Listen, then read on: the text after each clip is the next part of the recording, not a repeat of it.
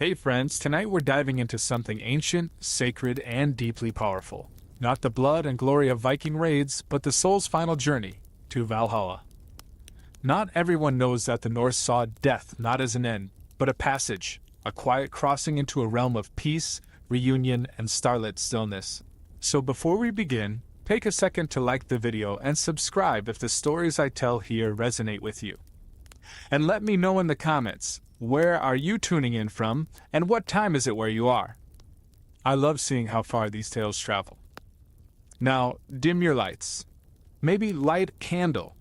Let the hum of the world fade a little. Because tonight, we walk the Bifrost together. This is the journey to Valhalla. Did you know the Vikings believed death was not the end, but the beginning of the most sacred journey? Not into darkness, but into golden halls beyond the stars, into Valhalla. A realm of radiant warriors, endless feasts, and quiet groves where even the gods tread with reverence. This wasn't a place of endless war, it was a homecoming, a place where the soul found peace, purpose, and finally, stillness. Step beyond the veil. Walk the Bifrost. This is the story of Valhalla, not as myth, but as destiny. There existed among the Norse a deep, unshakable truth. One not written on stone or sung in loud mead halls, but carried in the marrow of every soul raised under storm skies and northern stars. Death, to them, was not a punishment, nor a thing to be feared. It was a certainty, a companion walking quietly beside each warrior from the moment they could stand on their own 2 feet. The true concern was never if death would come, but how it would find them, cowering or unbroken, forgotten or worthy. For those who lived rightly, with honor burning in their chest and courage guiding their hand, the greatest hope was to walk the chosen path, the sacred road that led to Valhalla. That path did not begin at death, but at birth, and it was shaped by every step taken afterward. From their earliest days, the children of the North were taught to walk with purpose.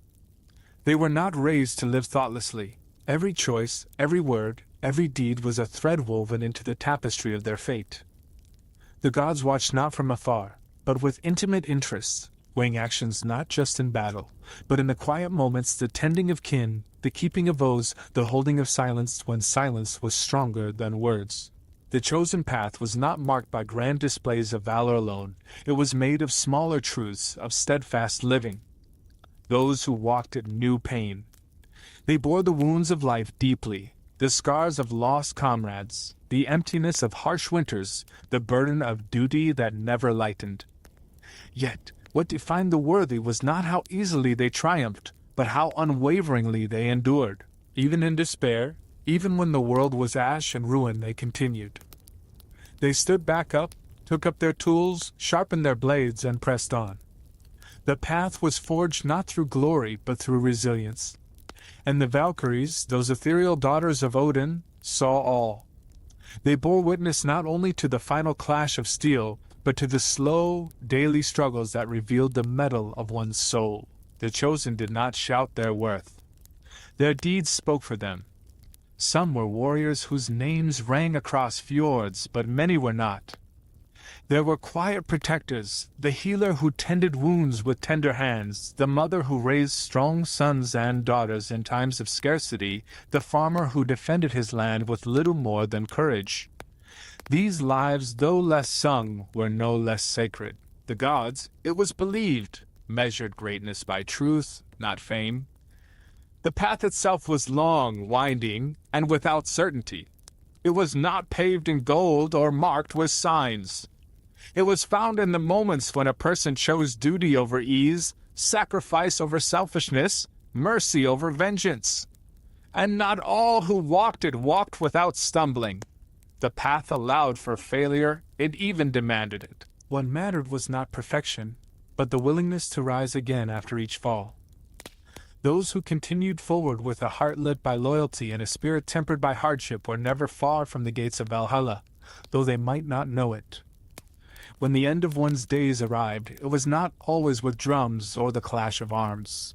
Sometimes it came quietly, a final breath drawn beside a fire, a silent surrender beneath the stars. But if that soul had lived rightly, if their steps had been true, then the moment of death would not be a descent, but a rising. The spirit would lift, gentle and light, leaving the mortal form behind. It would feel the thinning of the veil, the nearness of the divine. And then the Valkyries would come, not as terrifying warriors, but as radiant guides. Their presence would be still, reverent, and familiar. They would reach out a hand. They would speak no words because none were needed. The spirit, already prepared by a life of meaning, would understand. It would know that the path it had walked, sometimes in fear, often in pain, but always in truth, had led it here. To the edge of the worlds. To the place beyond the Bifrost. To the beginning of forever. The chosen path was not for everyone. Many walked roads of selfishness and shame, of cowardice disguised as pride. Such souls, it was said, would not be greeted by the Valkyries, but would instead wander the dark, aimless paths of the forgotten. Yet even then, redemption was not denied. The gods allowed for return, for transformation. If one turned, if one changed, they too might yet be chosen, for the gods were wise, and knew that even the crooked tree may still bear fruit. There was no single shape to worthiness. One need not die in the heat of battle to be chosen. The path was wide, varied, and deeply personal. A shield maiden who trained others to defend their village walked it as surely as the berserker who fell in foreign lands. A skald who preserved the stories of the past, a seer who counseled kings and kin, even a quiet man who kept the old ways alive in a fading world. All of them could find their feet upon the path, if they lived with intention and courage. And so when a Viking passed on, their people looked not only at how they died, but at how they lived. The songs sung at the pyre told of choices, of loyalty, of sacrifice. And in that final moment, when the soul stepped free from the flesh and the auroras danced overhead, those left behind knew, if the light had been true, then that soul had found the chosen path. And the Valkyries, ever watchful, had seen them. Thus was Valhalla not merely a reward, but a return, a homecoming for the noble, a resting place for the weary, a hall of gold for those who had walked with fire in their hearts and truth in their bones. The chosen path was not the loudest, it was not the straightest, but it was the one walked with the deepest purpose. And to be chosen was not merely to enter the hall of the gods, but to be remembered forever in the songs of those still walking the path below. Among the many mysteries woven into the beliefs of the Old Norse people, few held more wonder, reverence, or sacred awe than the Valkyries. Their presence, like wind on the back of the neck or the hush before a storm, marked a transition not only from life to death, but from the known to the eternal. In the stories told around firelight and whispered at the edge of battle, the Valkyries were never just figures of myth. They were real, present in every clash of blades, in the silence that followed a warrior's final breath, in the pause between heartbeat and the lifting of the soul. To the Norse, they were not symbols of fear or conquest, but of peace, transformation, and divine acceptance. The Valkyries, the choosers of the slain, held a place of tremendous power in the old ways. But that power was never rooted in violence or domination. It was subtler, quieter, and far more meaningful. Their sacred duty was not simply to observe the dying, but to recognize those whose lives, though now extinguished in the mortal realm, bore the unmistakable glow of worthiness. They saw through the smoke of battle and beyond the wounds of flesh. They perceived the heart, the truth, the sum of a soul's journey. And when they found one whose spirit echoed with honor, courage, and sacrifice, they would come, not with trumpets or fanfare, but with light, stillness, and grace. To the uninitiated, they were often misunderstood. The sagas occasionally depicted them as fearsome, tall and armored, riding winged steeds, armed with spears that shimmered like moonlight. But in the hearts of those who truly knew their purpose, the Valkyries were not reapers of death. They were guardians of the soul's crossing. They were neither cruel nor indifferent. They came not to terrify, but to comfort.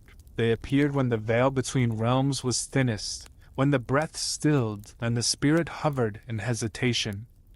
They came when fear might otherwise take hold, and in their presence that fear was dissolved into awe. When a soul worthy of Valhalla prepared to depart the world of Midgard, the Valkyries arrived in a way that defied all mortal understanding. Some described it as the sudden quieting of the wind, the gentle shift of the air. Others claimed to see faint glimmers like distant stars moving behind the eyes. And still others, in their final moments, spoke of hearing voices, not speaking words, but offering calm, soothing tones that melted pain and dissolved confusion. The Valkyries did not announce themselves. They needed no introduction. The soul always knew them, even if it had never seen them before. There was an ancient familiarity in their presence, as if the soul had carried their image since birth. They did not speak the way humans spoke. Their communication came through feeling, through the radiant stillness that fell over the dying. Space. Time no longer pressed forward when they arrived. The world seemed to pause, honoring the sacredness of the passage. The soul, though newly freed and perhaps unsure, felt an inexplicable peace. No longer bound by flesh, it drifted gently upward, and the Valkyries would extend their hands, pale and radiant, fingers like woven threads of moonlight. There was no force in their gesture. They did not command. They only offered. And the soul, now free of fear and doubt, would take their hand willingly. They did not lift the soul violently or drag it from the world. They carried it as one carries a sleeping child or a long-lost friend. Their wings, often unseen by mortal eyes, were made not of feathers or leather but of light, a radiant mist, ethereal and ever-shifting, sometimes likened to the northern lights that danced above the fjords. These wings wrapped around the departing not to shield them from what lay ahead, but to honor their journey and ease their way forward. No burden remained. No pain lingered. The soul was weightless, not because it lacked substance, but because it had been freed from sorrow, fear, and regret. The Valkyries did not travel alone.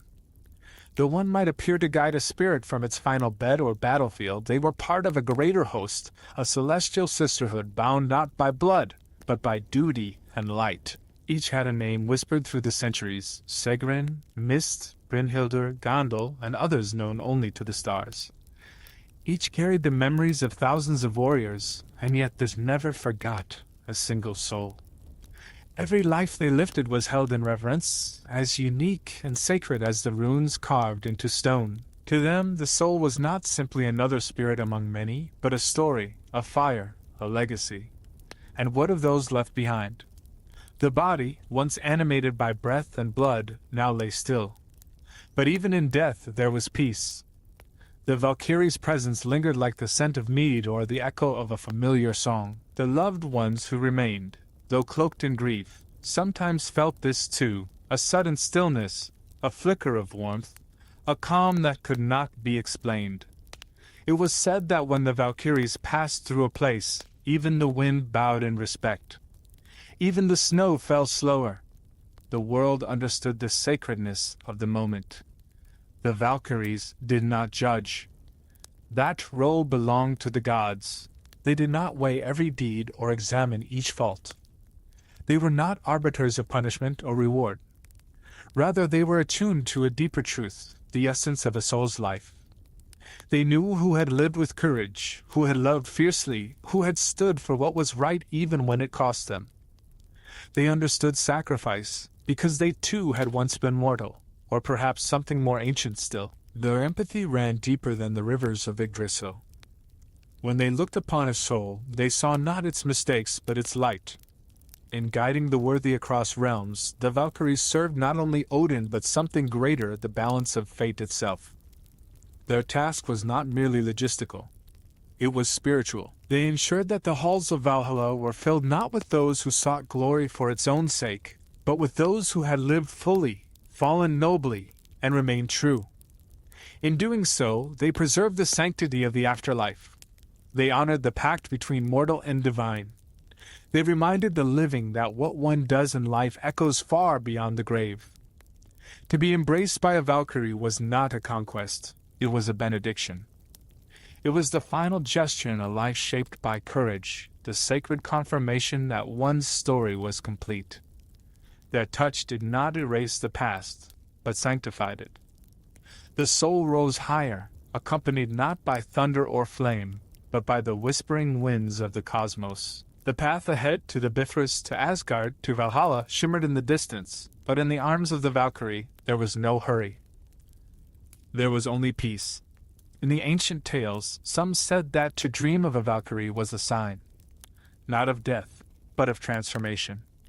It meant that the gods were near, that one's life was being watched and measured. And for those who had seen them in their final moments, their faces radiant, their silence profound, the memory remained long after. It lived in the stories told by sons and daughters, in the carvings etched into stone, in the songs that filled the long nights of winter. The Valkyries did not linger, but they were never truly gone. They were carried in memory, in myth, in the breath between worlds. To understand the Valkyries is to understand the Norse reverence for death, not as loss, but as a rite of passage. In the hands of these celestial guardians, death became not an ending, but a return. A soul once tethered to the struggles of Midgard was lifted into something greater, something eternal. And as the Valkyries rose, the soul rose with them, passing from twilight into dawn, from sorrow into song. There is a moment, one that exists beyond breath, beyond the slow fading of earthly sensation, when the soul begins to perceive something wholly new. Having passed into the gentle care of the Valkyries, the spirit leaves the place of its final moments behind. The body is gone now, returned to the earth, to ash, or to the ocean's deep grasp. What remains is the essence, luminous, aware, unburdened. And in that sacred transition, the path reveals itself, the Bifrost, the rainbow bridge, ancient and eternal, stretching across the fabric of the cosmos. To the living, the Bifrost was legend, a story told by skalds in smoky halls, a thread woven through songs of gods and giants. But to the soul departing Midgard, the Bifrost was not a myth. It was real, and it was beautiful beyond all imagining. The first glimpse comes not with sudden revelation, but as a soft emergence, like light blooming slowly behind the eyes. It begins as a glimmer, a shimmer on the horizon of the spirit's awareness, then grows, expanding outward, vibrant and infinite, until the bridge stands before the soul in its full majesty. Arcing high above the worlds, the Bifrost glows with ever-shifting colors, not like the paint of rainbows after a storm, but deeper, purer, as if the very concept of color were being rewritten in light. The hues flow like rivers of molten gem, sapphire blues fading into emerald green, gold that pulses like fire, violet streaks like dusk turned liquid. It does not merely shimmer, it sings. There is a hum, a sound without sound, a resonance felt in the center of the self, a harmony that seems to echo the truth of existence. It is not just a bridge. It is a passage of meaning, a divine path carved by the gods for those who have earned the journey. The spirit stands at its beginning with the Valkyries at its side, no longer bound by weight or time. There is no fear. There is only awe. Before them stretches the bridge, anchored on one end in the twilight realm of Midgard, and on the other, high in the heavens, where Asgard waits. Below the Bifrost, the cosmos swirls in eternal motion. Stars gleam like lanterns. Nebulas drift in hues both soft and wild. There is no sky, no ground, only the great sea of existence, infinite and alive. The northern lights dance far beneath, painting the cosmic river with waves of green, violet, and rose. The soul begins to walk, drawn forward not by command, but by purpose, a homecoming long foretold. The bridge bears the soul's steps effortlessly. Each footfall is soundless, though not without sensation. The surface is solid and yet weightless, shimmering beneath the spirit's presence like frost under moonlight. The air, if such a thing can be called air in this place, carries neither warmth nor chill, but a presence, a feeling of embrace. Every step forward is a memory let go. Every movement across the Bifrost is a soft release of pain, regret, fear. The soul is not forgetting its life, but integrating it, understanding it in a way that was never possible while bound by flesh. The Valkyries walk beside the spirit in silence, but that silence speaks volumes. Their presence is still and steady, yet vibrant with quiet strength. They do not rush the soul. This journey is sacred. The path is long, not because of distance, but because of depth. Along the way, the spirit begins to see not with eyes, but with the soul's deeper sight. Scenes unfold on either side of the bridge like living murals etched in light. Moments from life play softly, the laughter of children, the cry of battle, the warmth of shared meals, the pain of parting, the triumphs, the sorrows, the growth. All of it is there, not to be judged, but to be honored. The soul sees its story laid bare and finds peace in its totality. The further the soul walks, the more the bridge opens. It widens, not in physical space, but in presence. Galaxies begin to swirl closer, and one can almost hear them, the soft music of creation, of stars being born and fading, of time folding in on itself. The bridge is not bound to any one world. It stretches across all 9 realms, a cosmic artery through which the worthy ascend. Somewhere beyond, Heimdall watches, the eternal guardian of the Bifrost. Though unseen, his gaze is felt, steady, vigilant, benevolent. He does not interfere. His role is not to lead, but to keep safe. As the bridge nears its end, the landscape begins to shift. The vibrant colors of the Bifrost still pulse beneath the soul's feet, but ahead, the great light of Asgard begins to rise like a golden sun through the mist. The soul can feel it before seeing it, a warmth, not of temperature, but of belonging. It is as though the very idea of home, distilled and perfected, awaits beyond the veil. The air shimmers with anticipation. The Valkyries grow even more radiant, not because they change, but because the soul's perception deepens. It is no longer just a traveler, it is a being on the cusp of ascension. The soul looks forward, and there, through the mist and stardust, the golden gates of Valhalla begin to form. Towering, carved with runes of ancient power, they open not with force, but in welcome. Beyond them, peace, not of stillness, but of eternal vitality, the serene strength of a realm untouched by pain. Meadows stretch into the distance, trees sway in winds scented with pine and mead. Great halls rise with carved dragon beams and rooftops that glisten like amber. The soul can sense it all, even from afar, the joyous reunion, the songs yet to be sung, the tales to be told without end. But in this moment, before crossing that final threshold, the soul pauses. It turns, not out of hesitation, but in reverence. Midgard lies far behind now, a world full of beauty and hardship, love and loss. It is not forgotten. The soul carries it still, a treasured chapter in an eternal story. The Valkyries bow their heads. They have done their part. Their role in this journey is nearly complete. The soul, full of awe and quiet understanding, steps forward one last time. Across the threshold of the Bifrost, into the light of Asgard, into the halls of Valhalla. This is the journey across the Rainbow Bridge, not a simple crossing, but a sacred rite. A soul's final walk, not into darkness, but into truth. The Bifrost is more than light.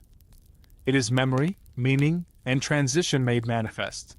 It connects not only worlds, but the mortal to the divine, the finite to the infinite. For those who walk it, there is no going back, but neither is there loss. What lies ahead is not an ending, but a fulfillment. A returning to what always awaited. The end of the Bifrost is not an abrupt halt, but a soft unfolding. As the shimmering arc of prismatic light begins to fade behind the soul, a new vision rises before it, one long foretold in the songs of skalds, and whispered into the dreams of warriors across generations. This is the threshold not merely of a realm, but of purpose fulfilled. As the colors of the bridge soften into mist and gold, the golden gates of Valhalla come into view, not with sudden brilliance, but with the slow majesty of dawn cresting the mountaintop. They are immense, not in intimidation, but in reverence, an awe-inspiring welcome rather than a test of worth. Each gate is carved from ancient wood, the grain alive with warmth, etched with runes that glow faintly as though they hold the memories of all who passed before. Twisting dragons and beasts of myth writhe across the archways in frozen motion, their eyes inlaid with gems that catch the celestial light. There is no clang of metal, no drawbridge, no imposing barricade. These gates open not with force, but with intention. They respond to the soul's presence as though it were expected, as though this very moment was woven into the threads of fate long before the soul first drew breath in Midgard. With the Valkyries standing still in their silent farewell, the soul steps through the threshold, passing from the realm of becoming into the realm of being. The first breath within Valhalla is not a breath at all, but a realization that this place is not merely heaven, but home, not a reward, but a return. The air here is thick with something unnameable, something more than peace, completion. Everything that had ever ached in the bones, trembled in the heart, or lingered in the mind falls away like autumn leaves in a gentle wind. Before the soul stretches a vista so breathtaking, so achingly beautiful, that it stirs a quiet weeping from the deepest part of itself, not sadness, not joy, but the profound release that comes when one has truly arrived.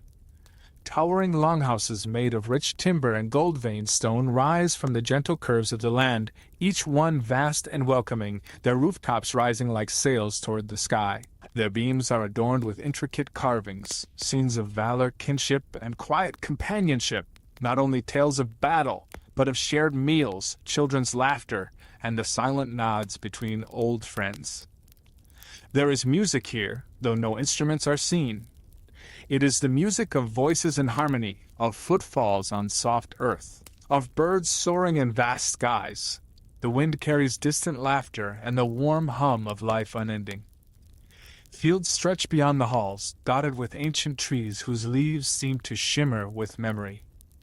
Waterfalls tumble softly down mossy cliffs, their waters catching the sun like strands of woven silver. Stone paths wind through meadows thick with flowers that never wilt, lavender, gold, and deep crimson, and the scent of pine and hearth smoke lingers in the air. Spirits walk these paths. They are not shades or echoes, but vibrant, whole beings, restored to the strength and grace of their finest days. They are not all warriors either. Here are the shield maidens who defended villages, the wise ones who held stories in their minds like treasure, the farmers who toiled with reverence for the land, the sailors who read the stars like scripture. In Valhalla, the soul's worth is not measured by sword or conquest alone, but by heart, by honor, by devotion to life's sacred callings. Reunions happen quietly, like the rising of the sun, no great spectacle, no blinding flash. There is only recognition, and then the embrace. Souls who once feared they would never meet again now hold one another beneath trees that have stood since time began. A father sees his daughter once more, a brother feels his sister's hand. A warrior meets the comrade who fell beside him, and their eyes say all that words cannot. There are no tears here, only the stillness of understanding. A shared knowing that all journeys led to this, and that all wounds have been mended by time and grace. Inside the great halls, the hearth fires burn low and warm, casting amber light against timber walls and polished shields. Tables stretch far and wide, not for feasting and gluttony or endless revelry, but for the gentle communion of souls at peace. There is food, yes, fresh bread, roasted meats, mead poured from carved horns, but no hunger, only the joy of sharing. Conversation flows like a slow river. Stories are told not with urgency, but with the richness of memory, and every tale is received with reverent silence or the soft smile of recognition. These halls are not places of conquest. They are sanctuaries of reflection, where the spirit's journey is honored not for its victories alone, but for its endurance, its courage, and its grace. Outside, time does not pass in any way the soul once understood. There is no need to measure it, no anxiety over what comes next. Each moment in Valhalla feels both eternal and fleeting, held in perfect balance. Some wander the gardens alone, seeking the quiet company of wind and leaves. Others sit by the rivers that wind like silver threads through the land, their feet bare, their hearts unburdened. Birds sing songs that feel strangely familiar, perhaps heard once in childhood, perhaps dreamt, and the skies are never clouded, only awash in shifting blues and golds like an eternal midsummer day. The soul, now fully immersed in this realm, does not ask questions. There is no need. All that was once confusing, painful, or feared has faded like fog at sunrise. In Valhalla, the truths that eluded understanding in life are no longer puzzles to be solved, but patterns to be marveled at, like constellations in the night sky. There is no judgment here. There is only remembrance, acceptance, and the slow, gentle folding of the soul into the great peace that permeates everything. Some choose to remain near the gates for a time, watching as other souls arrive. Each arrival is unique, yet familiar. The Valkyries return with another traveler, another spark of life brought home. The soul sees itself in them, remembers its own passage across the Bifrost, and quietly offers a nod or a smile, an unspoken welcome. Others wander deeper into the realm, drawn toward the Allfather's Hall, to the heart of Asgard, where even greater mysteries reside. But none are forced. In Valhalla, the soul chooses its path freely, carried by intuition and joy. And there is joy, though not the loud, fleeting kind found in mortal revelry. It is a joy so deep, so still, that it seems to radiate from within the land itself. It lives in the trees, in the streams, in the stars above. It is the joy of completion, of reunion, of being remembered and cherished.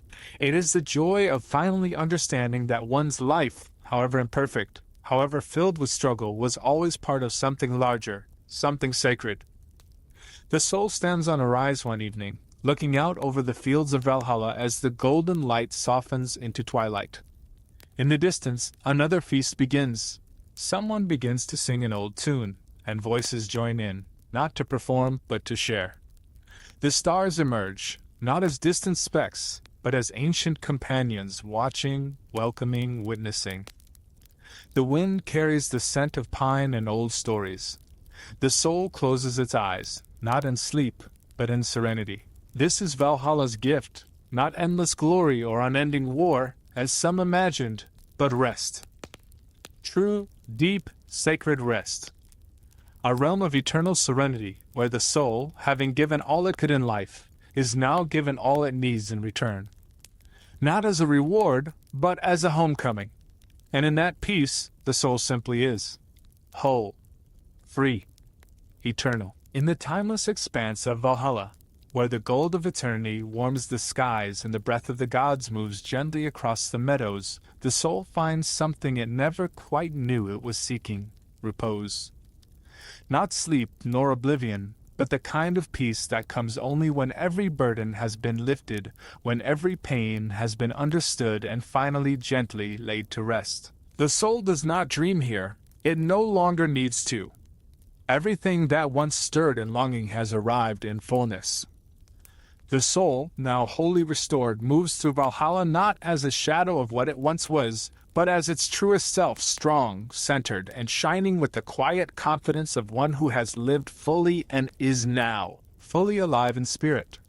There are no more battles to fight, no more wounds to tend. There is only the vast, living stillness of eternal presence, where each day opens like a flower in slow bloom, radiant and unhurried. Within the grand halls of Valhalla, the rhythm of life is not measured in urgency, but in presence. The soul no longer needs to strive. It belongs utterly and without question. The days are filled with a joy not dependent on circumstance, but born of contentment. Feasting happens, yes, but not in raucous celebration. It is a communion, a gathering of hearts who know one another deeply, even without having met in Midgard. There are no boasts shouted across the table, only stories offered with reverence and laughter that bubbles up like spring water. Those who once wielded swords now lift tankards in camaraderie, not to numb pain or chase glory, but to toast the journey that brought them here. The shield maidens, the wise seers, the humble farmers, the forgotten heroes, they are all here, not as legends, but as kin. There is no hierarchy. All are honored equally, for in death, as in life, it is not only valor in war that earns the grace of repose, but the courage to live with integrity, love, and loyalty. The soul might wake in a dwelling that feels at once new and ancient, walls of warm timber, windows open to the song of birds and the soft rustling of trees. The morning light in Valhalla carries no weight. It is not a call to work or duty. It is simply there, wrapping the soul in a sense of welcome. Outside, paths stretch toward rivers that wind like glass through soft meadows. The soul may choose to walk alone, or find itself accompanied by another, a friend, a sibling, a lover long missed, perhaps someone never met in life, yet known here in a way that defies memory. Time no longer flows in lines. It folds gently upon itself, a ribbon caught in a breeze.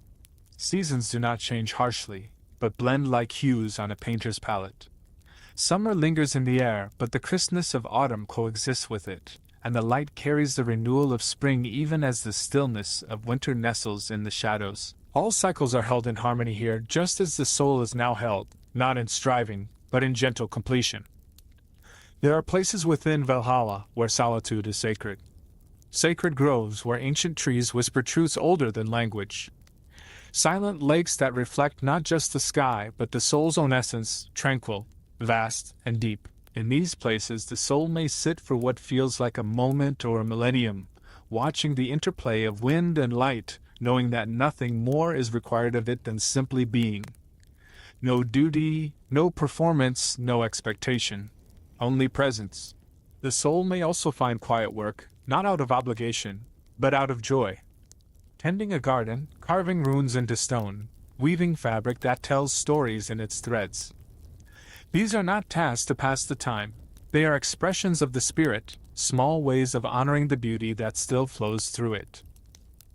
For even in repose, the soul is not stagnant. It is still growing, not toward a goal, but toward deeper understanding. Toward communion with the divine, with others, with itself. At times, the soul might walk the edge of the great halls and look out beyond the golden gates it once passed through. It may watch the bifrost shimmer in the distance, sometimes catching sight of new spirits arriving. The soul feels no sorrow watching them cross. Only welcome, only recognition. Each arrival reaffirms the truth that Valhalla is not a destination for the few, but a home prepared for all whose spirits answered life's call with honor. And in moments of quiet reflection, the soul may turn its thoughts to Midgard, not with longing, but with love. The world it once knew continues to turn, and the echoes of its life still dance in the living. Names may fade from memory, but the essence, the impact, remains. The kindness once offered to a stranger, the courage shown when it was hardest, the songs sung by firelight, all of these still ripple through the world below, unseen but enduring. Sometimes the gods themselves pass through Valhalla, not in thunder or spectacle, but as presence. The All-Father may be seen standing beside the meadows, eyes deep with knowing, nodding in silent greeting. Freya might pause beside a brook, her touch bringing wildflowers to bloom. Thor may laugh with a circle of companions at a long table, his voice booming and warm. But they do not come to command or test. They come simply to dwell among those they once watched from afar, as kin. There is a sacred gentleness in this part of eternity. In Midgard, strength was often measured in muscle, in battle cries, in victories carved from struggle. But here, strength takes on a new form, the strength to be soft, to be open, to be still, to listen, to forgive, to remember, to rest without guilt, without fear that something is being missed or left undone. The soul, at last, knows it has done enough. And so, days pass not counted, not catalogued, but lived. The sun rises and sets without rush, and the stars return each night like dear friends. In dreams, if the soul still dreams, it may revisit the oceans it once sailed, the forests it once walked, the faces it once loved. But even dreams are not escape here. They are echoes, reminders, gentle gifts from the gods that all of life was meaningful, and nothing was ever truly lost. Eventually, the soul comes to understand a final, tender truth. Valhalla is not the end of a journey. It is the flowering of one. Everything that came before, the hardships, the triumphs, the griefs and joys, was the root system, stretching deep into the earth. But here in this eternal repose, the spirit blossoms, opening fully to the divine light it always carried within. There is no loneliness here. Even in silence, the soul is surrounded by presence. The land itself seems to hum with recognition, as if Valhalla remembers each step taken, each word spoken, each breath drawn during life. Nothing was in vain. No moment was wasted. And now, in this peace that enfolds everything, the soul rests, not because it must, but because it can.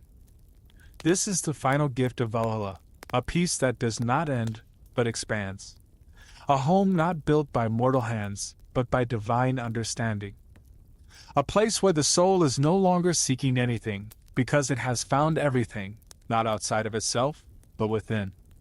The mountains stand tall, the halls remain open, the fires burn softly, and in that eternal hush, the soul breathes and is whole. Within the heart of Valhalla, beneath soaring timbered beams carved with ancient runes and dragon-headed arches, lies the great Hall of Companions. It is not a place of raucous celebration for its own sake, nor a feast of endless indulgence. Rather, it is a sacred space of gathering, where souls come together in shared remembrance, laughter, and timeless kinship. The hall glows with an amber warmth not only from hearthfire, but from the very energy of those within it. It is a place where stories are more nourishing than mead, and presence is more valuable than gold. Each evening unfolds with quiet ceremony, as the golden light of Valhalla's eternal day softens toward a tranquil dusk. Spirits begin to make their way to the feast. Some arrive in pairs, arm in arm. Others enter in clusters of old friends, their steps unhurried, voices low with fond anticipation. They come not out of hunger, but out of joy, the joy of being known, of sharing space with others who have walked the path from Midgard to the halls of the gods. Long tables stretch across the hall, made from ancient trees that still seem to breathe beneath their polished surfaces. No place is reserved, and yet, everyone finds their seat, next to a friend, a sibling, a mentor, a stranger who will become something more before the night is done. There is no competition here, no hierarchy of greatness. All who sit at this feast have been honored, not for triumph alone, but for the truth and beauty of their lived experience. The food itself is both familiar and mythical. Roasted meats appear as though gifted by divine hands, flavored not only with herbs and spice but with memory, each bite a subtle echo of favorite meals long past. Grains and fruits glisten as if freshly harvested from celestial fields, their flavors awakening recollections of harvest festivals and hearthside meals shared in Midgard. But it is not the dishes that draw wonder, it is the way they are served, never by unseen servants or gods, but passed from hand to hand, one soul to another, in gestures of communion. Mead flows in golden streams, poured into horns and carved cups, but it is not drunkenness that follows. Rather, a lightness, a clarity, a deeper sense of presence emerges. The laughter that rises is rich, but never sharp. It carries the music of belonging. Toasts are given, not to conquest, but to endurance, to love, to the ones left behind, and the ones found anew. The clinking of cups is like the chime of memory itself, and every sound in the hall resonates with meaning. There are tales told at these tables, and each night, new ones emerge. Some recount battles fought with bravery, others speak of quieter victories, the tending of children, the loyalty kept in dark times, the simple act of choosing kindness. The telling is not boastful, but reverent.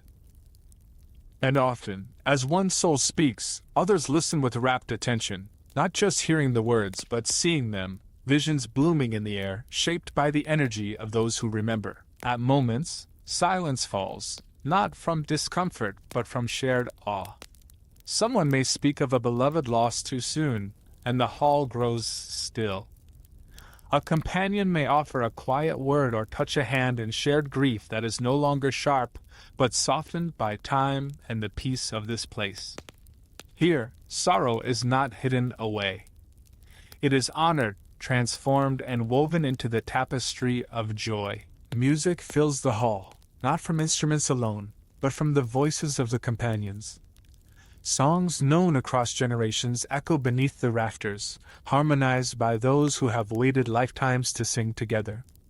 Some rise to dance, not in frenzy, but in slow, spiraling movement, as if weaving time and memory into the very air. Others remain seated, swaying gently, eyes closed, letting the music cradle them.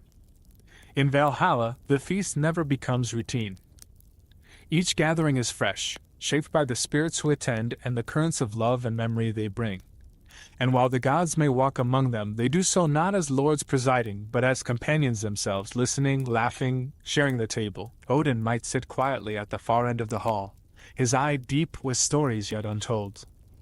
Freya may pass a bowl of berries to a wide-eyed child who passed from Midgard too soon. Thor's laughter might shake the rafters, but his gentleness is just as great. There is no end to these nights. No one grows weary. The soul is never made to retire or depart. When it is ready, it simply rises from the table, nods to its companions, and steps into the silver hush of Valhalla's moonlit fields. Some walk in pairs, finishing conversations under starlight. Others pause at the river's edge to watch reflections ripple across eternity. And some return to their quiet dwellings, hearts full, spirits at ease. And so the Feast of Companions is not just a meal.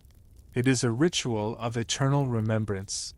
It is the hearthstone of Valhalla, where spirits gather not to forget their mortal lives, but to honor them, to understand them more deeply, and to celebrate that they were lived at all. In this sacred communion, every soul is nourished, not only by food or drink, but by the presence of others who see them truly and love them fully.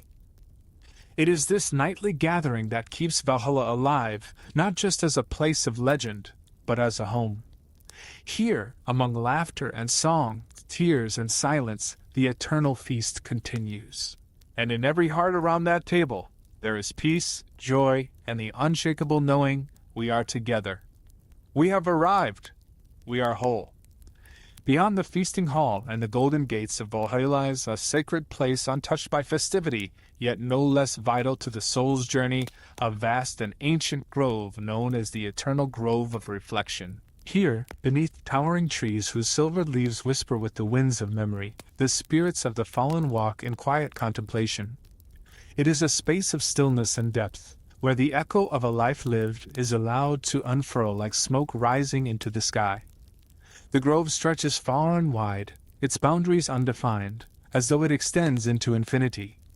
Its trees are unlike those of Midgard, tall and regal, their trunks etched with the faint shimmer of runes that pulse gently with each soul's passing. The ground beneath is soft with moss and scattered petals, and narrow paths wind through the forest like threads through a tapestry. Streams of crystal-clear water weave between the roots, their surfaces reflecting not just light, but moments, the glimmer of childhood laughter, the final goodbye, the long-forgotten kindness given freely. Each spirit who enters the grove comes not in haste, but when ready. The pull toward reflection is gentle, like a friend taking your hand. Some come alone, seeking the sanctuary of silence. Others walk together, but speak little. Words are not always necessary here. The air itself is rich with meaning, and every sound, the rustle of leaves, the distant call of birds, the burble of a brook, is part of the language of healing. In this grove, time bends. A single step may stretch across a memory. A moment of rest beneath a luminous tree might span centuries in the outside world. But within the grove, there is no concern for time. Here, the soul is permitted to unravel its story, to rewatch the reel of its journey from the vantage of peace and detachment. And in doing so, it finds clarity. Some spirits find a familiar tree and sit beneath it for what seems like days, their gaze turned inward. Others touch the bark with reverent hands, and visions spill forth, faces of loved ones, choices made, moments when fear was overcome or courage quietly failed. There is no judgment in these revelations, only understanding. The grove does not punish or exalt, it simply holds space for truth. It is not uncommon to see tears in this place, though they are not tears of sorrow alone. They are tears of recognition, of gratitude, of release. A spirit may recall a wound carried too long, or a forgiveness that never came in life. Here, in the hush of the eternal grove, those wounds are acknowledged, and often they begin to heal. Some spirits offer prayers beneath the boughs, not to the gods, but to those they left behind, to ask for peace, to offer love, to send hope back along the thread of memory. There are guides in this grove, though they do not announce themselves. Sometimes it is a fellow spirit, drawn near by shared experience, who sits beside another in silence. Sometimes it is a Valkyrie, appearing not with grandeur, but as a quiet presence beneath the trees, her voice like wind through reeds. And sometimes it is simply the grove itself that guides, a rustle of leaves leading the way, a path illuminated by silver dew. Children who pass too soon often find comfort here. Cradled in the grove's embrace, their innocent questions answered not with words, but with love that saturates the very air. Warriors who carried guilt for lives taken may find understanding in the flow of a stream that reflects both pain and mercy. Parents, lovers, friends, each finds in this grove the mirror of their soul, and through it, a deeper peace. Though the grove is solemn, it is not heavy. There is beauty in its silence, and joy in the discoveries made here. Many spirits, upon emerging from the grove, walk taller, their light a little clearer, their presence softer. Some carry new stories, shaped by the revelations they encountered. Others simply smile, having touched something eternal within themselves. The eternal grove is not visited only once. Spirits may return as often as they feel called, after a feast, after a song, after a dream. It is not a place of requirement, but of invitation.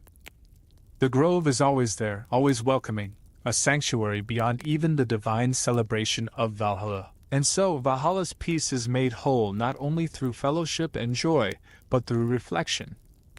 The grove ensures that each spirit not only remembers their journey, but understands it, honors it, and lets go of what was never theirs to carry. In this space of trees and time, the soul is polished like a river stone, its edges softened, its truth is made clear, its story fully known. Here, in the eternal grove of reflection, the journey of the Viking spirit deepens. It is not an end, but a blooming. And in the quiet embrace of its sacred trees, the soul is reminded that peace is not merely the absence of strife, but the presence of understanding and the gentle grace of being fully seen. In the heart of Valhalla, nestled between the eternal grove and the fields of golden light, stands a quieter, more solemn structure, known among the spirits as the Halls of Legacy. Unlike the feasting hall or the grand gates of arrival, the Halls of Legacy are not designed for celebration or reunions. They are carved into the very bones of the mountain upon which Valhalla rests, their pillars etched with ancient runes that shimmer faintly in the ever-present glow of this divine realm. These halls are sacred ground, a place where memory, meaning, and legacy are not only preserved but honored with reverence.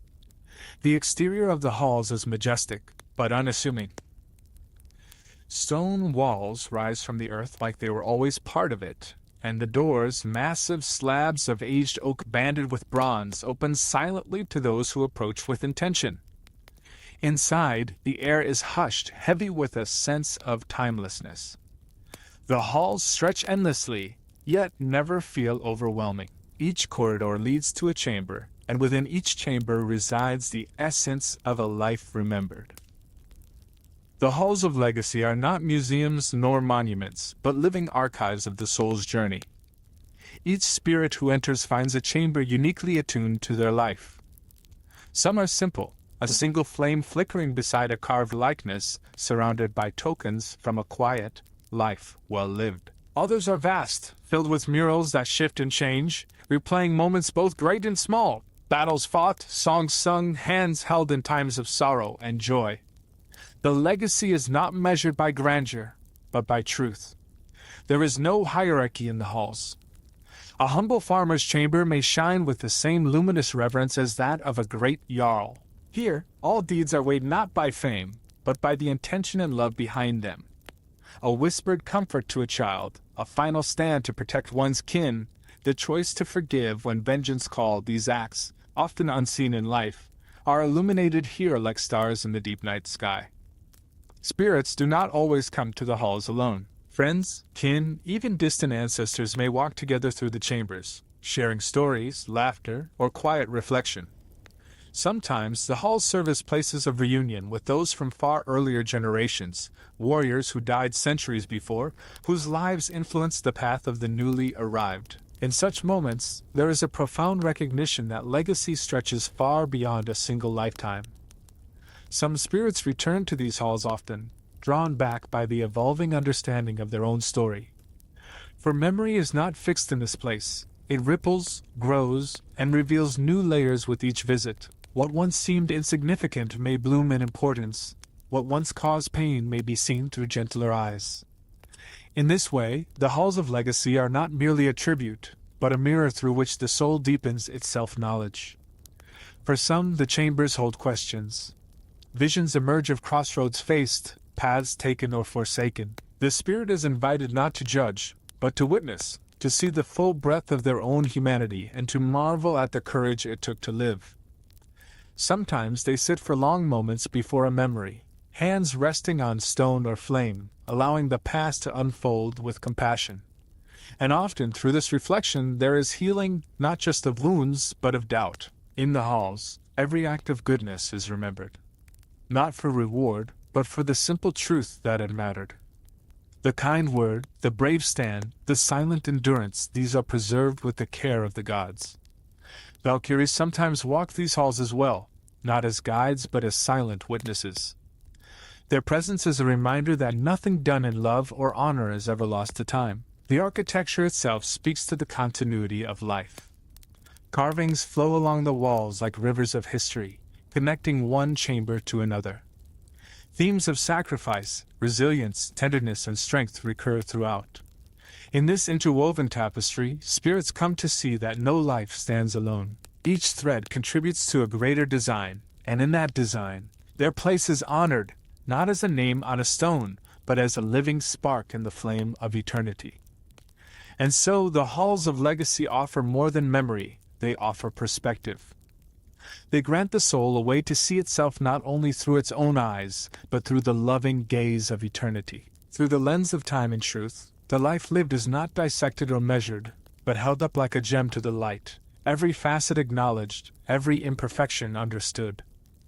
For those who may have doubted their worth in life, the halls offer gentle reassurance. Their story mattered. Their choices rippled outward. Even their quietest moments echoed through the lives of others. And for those who were celebrated in life, the halls show them anew, reminding them of the humble moments that gave their legacy depth. In all things, the balance of spirit and truth is maintained. The halls of legacy stand not as an end, but as an echo. They do not demand remembrance, they offer it, lovingly, timelessly. And for the Viking spirit, this remembrance is not a burden or a judgment, but a blessing, to know that they have been seen, understood, and honored. Not by a crowd, not by fame, but by the gods, by kin, and by the eternal breath of the world itself. To walk through the halls is to walk through one's own myth, not as a tale of glory, but as a sacred truth. And when the spirit finally turns from the last chamber, they carry with them a new stillness. For they know in the deepest part of their being that they are part of something vast, beautiful, and enduring. Their story, etched into the heart of Valhalla, will sing through the ages, not as noise, but as a quiet, eternal flame. In the realm of Valhalla, where the divine and the eternal blend in radiant harmony, music is not merely sound, it is memory, prayer, and power all at once. The songs that echo beyond are more than melodies sung within the golden halls, they are the woven threads of remembrance and connection that stretch between the worlds. These songs rise from the spirits, from the wind in the meadows, from the very soul of Valhalla itself, and they do not remain confined to this sacred plane. They travel beyond time, beyond death, carrying meaning, love, and legacy to those who still walk the paths of Midgard. In life, music held many forms: war chants, lullabies, love ballads, laments. In Valhalla, those fragments of earthly sound are transfigured into something more elemental. Every soul who resides in this afterlife bears a song within them, a unique expression of their truth. This song is not always heard with ears, but felt with the spirit, resonating like a deep pulse through the fabric of the world. Some souls sing softly, their voices gentle as dusk. Others ring out with thunder and fire. Each melody, no matter how quiet or grand, is sacred. The great feasting hall is often filled with such music. Voices rise together in harmony after shared tales, each tone contributing to a tapestry of sound that reverberates through the very beams of the hall. Valkyries lend their own songs, high and ethereal, carrying the memories of ages long past. Instruments appear as needed, summoned by spirit and intention. Bone flutes carved with runes, drums that echo with the rhythm of the earth, harps strung with silver threads of starlight. But it is not only in moments of celebration that the songs are sung. In the quiet glades, in the halls of legacy, and in the solitude of the eternal grove, music arises as a reflection of thought and memory. A warrior may hum an old tune to themselves as they walk a stream bed, recalling the warmth of a mother's embrace. A child's spirit may be lulled to sleep beneath the watchful boughs of ancient trees by a melody shaped from their own dreams. In this way, music becomes both a balm and a bridge. There are also the communal songs, those that bind all spirits together, sung during the twilight ceremonies, when the light shifts in Valhalla and the sky glows with the soft brilliance of another realm. These songs swell across the land like wind through wheat fields. In those moments, spirits gather in reverent silence before joining their voices in one unified chant. These songs are without words, yet all understand them. They speak of unity, remembrance, and the eternal dance between life and death. The most powerful of these are the echo songs, melodies formed from pure intention and deep memory, meant to travel back across the veil. When a soul sings an echo song, it is a gift sent to those still living, a lullaby to a child who still grieves, a song of strength to a lover facing hardship, a whisper of presence to a grandchild never met. These songs cross into Midgard as dreams, sudden moments of emotion, or fleeting melodies heard on the wind. The living rarely understand their origin, but they feel the message, you are not alone. Sometimes the echo songs manifest through skalds and singers in the mortal realm. A lone musician might compose a melody they cannot explain, drawn from a well of inspiration they do not recognize. That is the voice of Valhalla touching Midgard, reminding the living of their connection to the past, and to the spirits who still walk beside them in unseen ways. Many of these earthly songs become traditions passed down through generations, their roots unknowingly planted in the sacred soil of the afterlife. Each spirit's song evolves as they do. A tune that once held sorrow may, over time, bloom with peace. A lament may become a celebration. And sometimes, two souls find that their songs harmonize, forming new melodies together. These shared songs are the deepest bonds in Valhalla, expressing truths beyond words, partnership, kinship, and love that transcends lifetimes. In certain sacred places, near the Gates of Gold, beside the star waterfalls, or upon the starlit hills overlooking the aurora skies, music becomes almost visible. It weaves through the air like glowing threads, dancing in patterns of light. Some say these luminous trails are the ancestors listening, joining, or sending their own songs back through time. The gods themselves, it is said, listen to the music of the spirits. Odin's hall quiets during the twilight songs. Freya walks among the singers of sorrow and gently adds her voice to their lament. Baldur, ever radiant, is said to hum the songs of hope and renewal that guide new spirits into understanding. Music is divine in Valhalla, not because it entertains, but because it connects, remembers, and heals. In this realm, music never fades.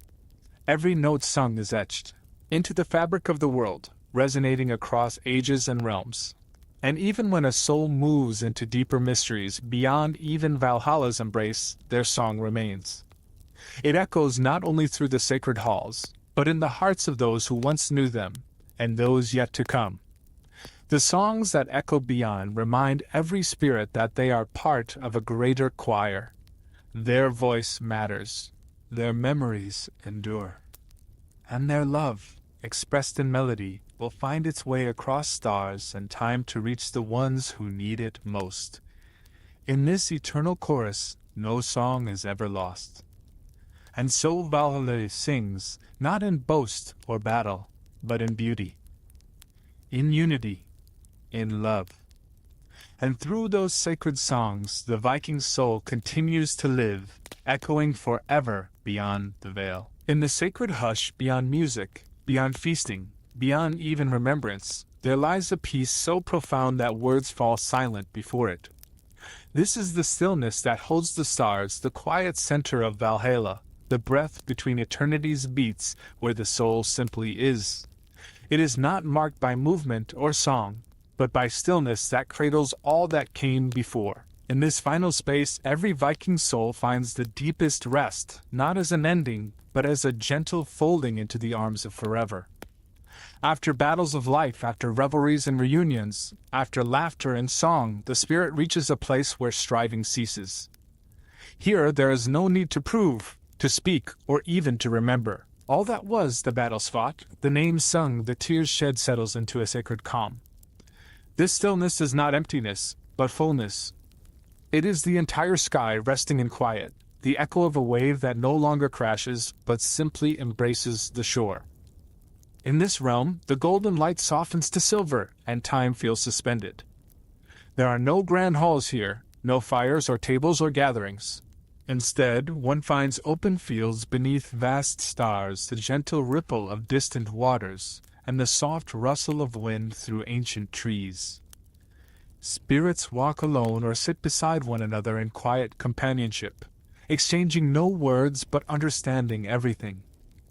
It is in this place that the deepest knowing occurs. Some call it the reflection beyond reflection, a mirror held not to the face, but to the soul. Here, the Vikings sees themselves not as they were in life, but as they are in essence, a spark of divine creation, eternal and whole. The judgments of the living world fade away, and what remains is the truth that was always there beneath the surface. Courage, love, joy, sorrow, all become one. It is said that even the gods tread lightly in this place. Odin may pass through in thought, not command. Freya's footsteps leave no imprint here. This space belongs to the spirit alone, a gift from the cosmos to its children, where nothing is required and everything is accepted. There is no burden, no identity to uphold. A warrior rests not because they are weary, but because they are complete. Many spirits, upon reaching this place, are overcome by its gentleness. Some weep, not from sadness, but from the release of all they carried. Others smile softly and lie in the grass, letting the stars gaze down upon them. Time loses meaning. A moment may stretch into an age, or an age may pass like a sigh. It does not matter. The stillness is enough. This stillness is also where the final transformation begins. For those who have journeyed through every hall of Valhalla, sung their songs, shared their feasts, and wandered the groves, this is the final threshold. Some choose to linger in this quietude forever. Others begin to fade, not in loss, but in transcendence. They become part of the stars themselves, their essence gently dispersing into the fabric of all things. A spirit may become a breeze felt on a mountaintop, a glint in the eye of a newborn, a whisper that stirs an old memory. In this way, the Viking soul does not end, it changes form. It gives itself to the great weave, to the song of the universe. The bravery they lived with, the love they gave, the truths they carried, they become gifts passed forward into creation. This is not erasure, but the final act of generosity. And yet, even then, they are not lost. Valhalla remembers. The Great Hall holds the stories. The songs echo. The names are whispered with reverence. And those who remain can feel the presence of those who have moved into the stillness. In dreams, in quiet moments, in the awe of night beneath the stars. For the stillness that holds the stars is not only a destination, it is a promise, that after every storm there is peace, that behind every song there is silence waiting to receive it, that no soul is ever truly alone, for even in stillness the universe listens. And so, in the heart of Valhalla, where gods and mortals meet in eternal embrace, the spirit comes to rest, not in sorrow, not in longing, but in the soft, sacred silence that holds all things. This is the final gift. This is the stillness. This is home.